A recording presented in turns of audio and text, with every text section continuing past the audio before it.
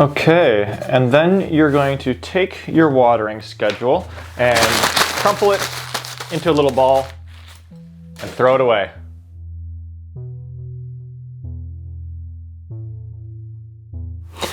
Hey folks, I'm Jordan from Mind and Soil, where we're looking to introduce 1 million individuals to gardening's mental health benefits. So if you want to feel just how peaceful, how calming, how restorative gardening is, then go ahead and subscribe, come grow with us.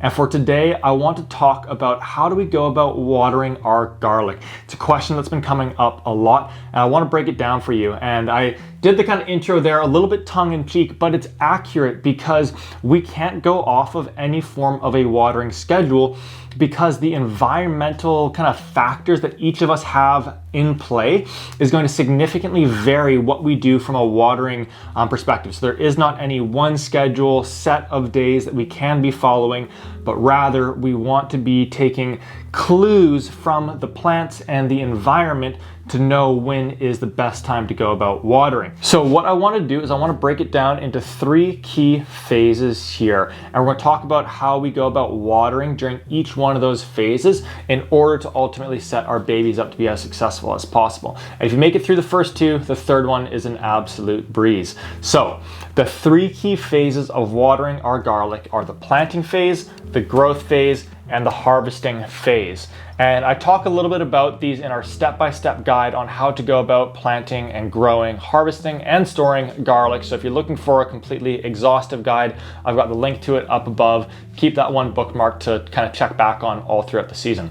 So let's get started with the planting phase. And so in the planting phase, this is going to be in the fall and really run all the way till the beginning of the growth phase, which is around March 1st as the days get warmer and longer.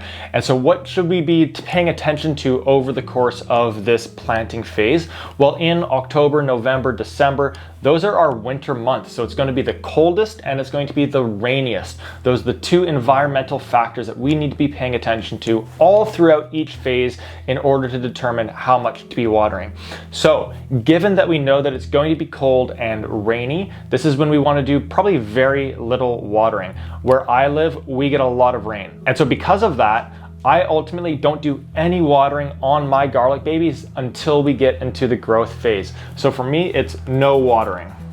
Now, if you live somewhere that doesn't get hardly any rain, you're going 5, 6, 7+ day stretches without getting any rain, then you might want to be watering about once per week over the course of the winter. And I'm going to talk about how to know when to water in phase 2. So let's dive into that phase now, the growth phase.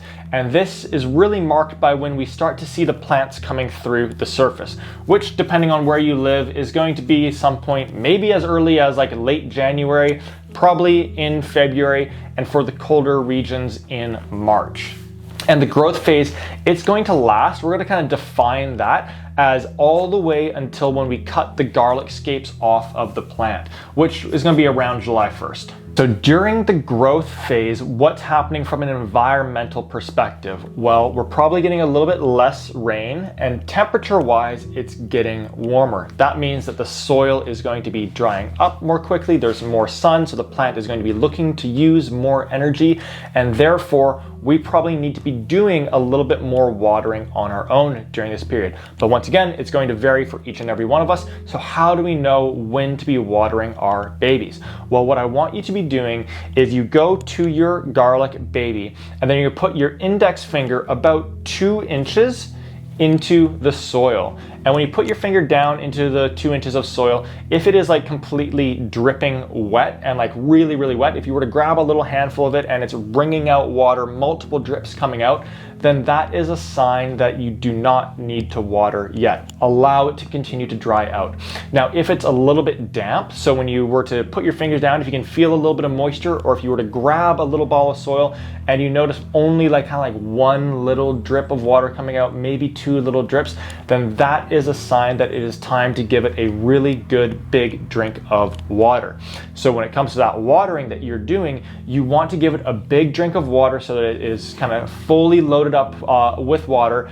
and then allow that to dry up. We do not want our babies sitting in a pool of water and then just continuing to get that more and more moist, but rather give them a really big drink, allow that to dry back up to that barely damp, nearly dry level, and then give it that next round of watering.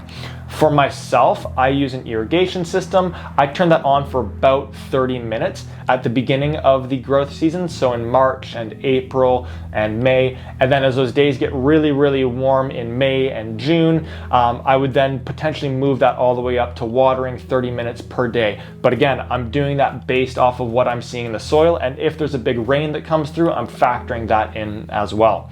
The one other piece that you can pay attention to in the growth phase to give your babies the kind of most optimal amount of water is take a look at the foliage, the leaves on it. And if you've given it worm castings and superfood and compost, then it's got all the nutrients that it needs to be growing really, really green and vibrant and lush.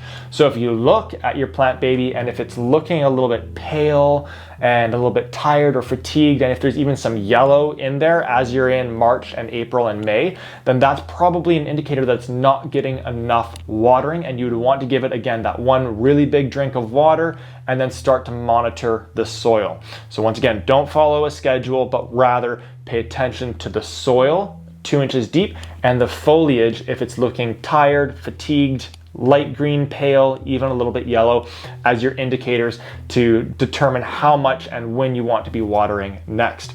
And so we wrap up the growth phase by chopping off our garlic scapes. And this is going to be around July 1st that we're cutting off those garlic scapes. So once we've cut off the garlic scapes, we know that we're kind of in the home stretch to harvesting.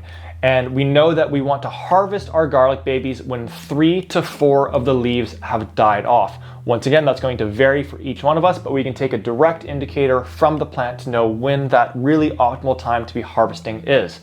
So when we cut off the garlic scapes, what we're going to be doing from a watering perspective is we want to shut off the water. We want to stop watering our garlic baby, and that's going to drive all of the energy into the bulb to develop those cloves into a nice, big, beautiful head of garlic. And we want to do this about 10 to 14 days before when that third and fourth leaf have died off.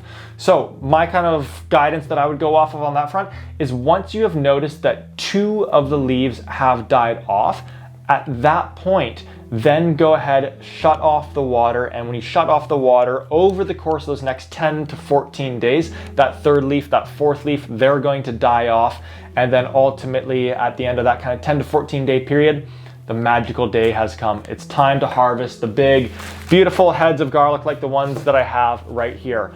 And so that's all that there is to it. It's really, really straightforward, and these plants are very resilient. So if you give them a little bit too much water or not quite enough water, they're going to do super well, and you're going to be able to observe and learn from that. If you have any questions on this, please do ask those in the comment section down below. We'll answer each and every one of them. That was how we ultimately came up with doing this video. So if there's other pieces that you want us to touch on as well, we're more than happy to. So I hope this has helped you feel a little bit more comfortable, a little bit more confident. Go get those hands dirty this fall, and I'll catch you on the next one. See ya.